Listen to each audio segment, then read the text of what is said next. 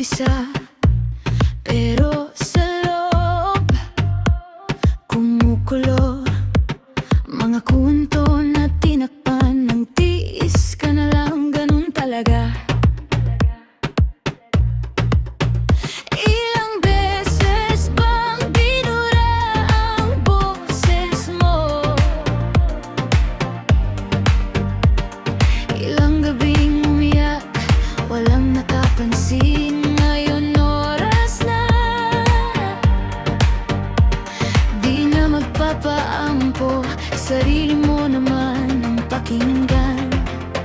Sa wakas ay lakas ng mga kababaihan, di na kayang ikahon sa takot at hiya. Lakas ng mga kababaihan, hindi laruan, hindi palabigasan. Kahit ilang beses pang supilin, babangon, babalik, lalaban pa rin. Lakas ng mga kababaihan, naririnig ng sigaw ng puso nila.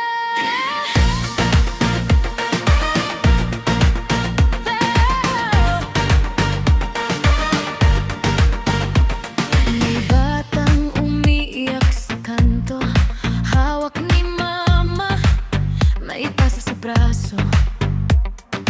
Pero sa mata niya, apoy at dasal. Hanggang dito lang to, may bukas akong malaya.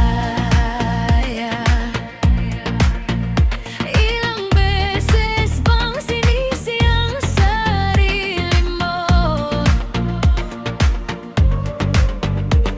para sa kasalanang di naman sa'yo? Ngayon oras na, bitawan ang bigat, sabihin sa salamin, hindi ko dapat masaktan. Lakas ng mga kababaihan, di na kayang ikahon sa takot at hiya. Lakas ng mga kababaihan, hindi laruan, hindi palabigasan. Kahit ilang beses pang supilin, babangon, babalik, lalaban pa rin. Lakas ng mga kababaihan, narinig ng sigaw ng puso nila.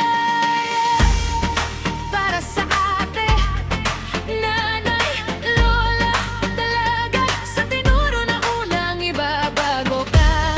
Ngayon naman, hawakan ang kamay mo, sabihin mo, sapat ako, mahal ko ang sarili ko.